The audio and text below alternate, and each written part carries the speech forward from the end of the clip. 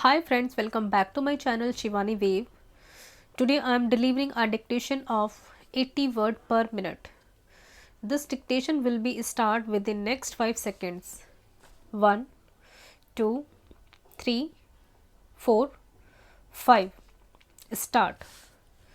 Mr. Vice Chairman, I rise to associate myself fully with the resolution and the concern which has been expressed from all the various sections of the House regarding the urgent necessity of developing rural industries. As time passes by, we are reaching a situation in our rural areas where something desperate needs to be done immediately if we want to preserve the social stability of the country and also to see that full use is made of the time and talent of the people in the rural areas which go waste today, as has been pointed out in the resolution.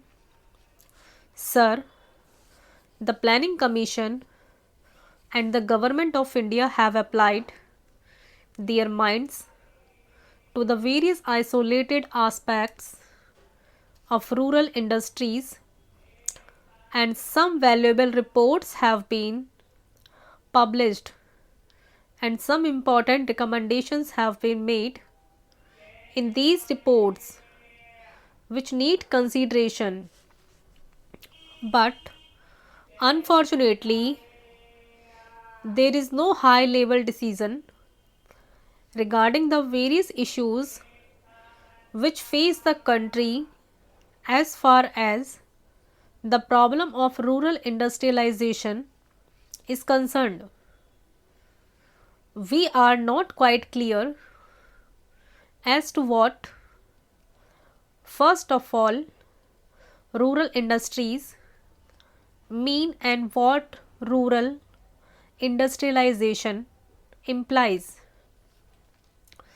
Does rural industrialization mean the utilization of the local resources in order to meet the local needs, or does rural industrialization imply the creating of surplus in the rural areas which could be exchanged with the surplus in other centers of the country and thereby create a richer life for the rural areas?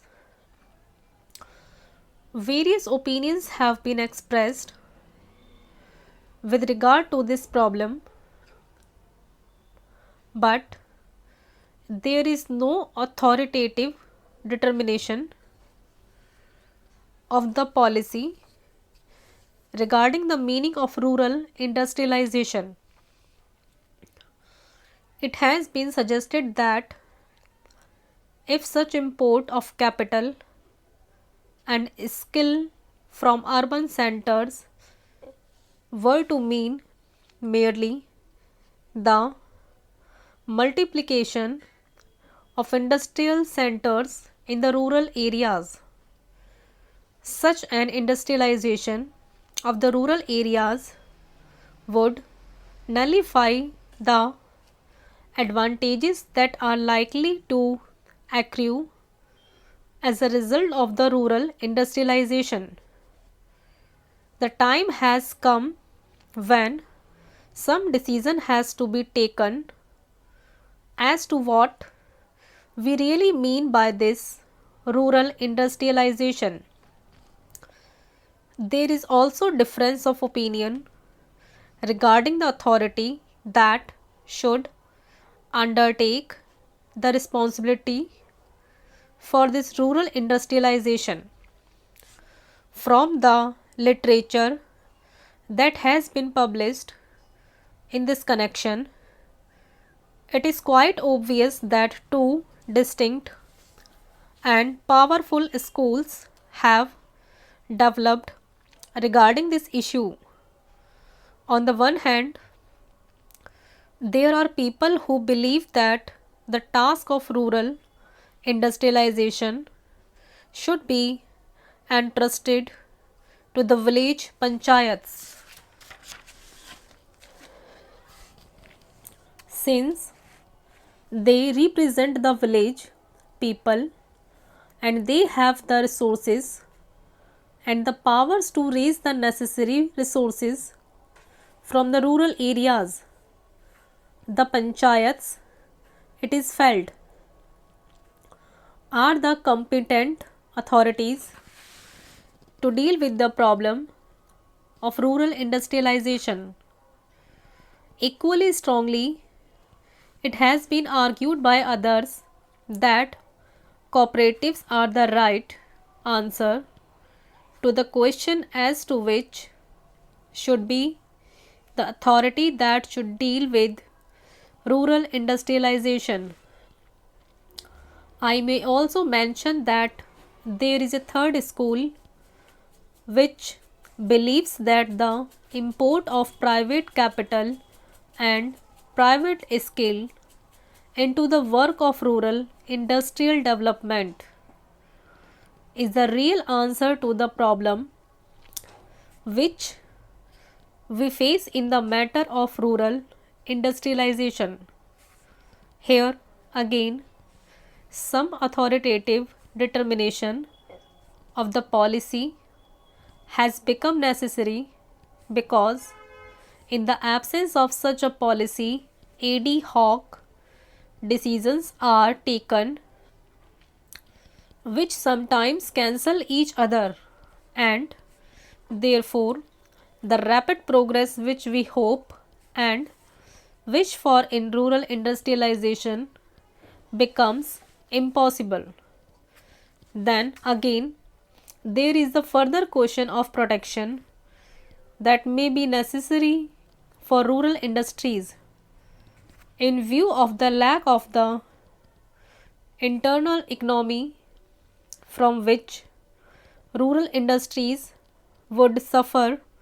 Whatever may be the answer to the first two questions, Professor Malkani has already referred to this question and various suggestions have been put forward, but all these suggestions require some detailed consideration as there are a large number of difficulties in implementing any one of these suggestions. Demarcation of market and the imposition of taxes in order to see that goods from the urban centers do not reach the rural centers in unfairly competitive conditions are some of the suggestions that have been made. One great advantage of a vast country is the large number of markets that are available for the goods that are produced in the country. However, if these markets are artificially restricted and goods are not allowed to move from one center to another, I am afraid more problems would be raised than solved. If this protection is sought to be given in this manner, yet protection has to be given to the rural industries if these rural industries are to develop. Therefore, serious and competent thinking is necessary in this connection, and again, time is running fast. Therefore, it is desirable that we should have some authority which could examine the various issues involved and determine the policy with regard to this matter also. Full stop.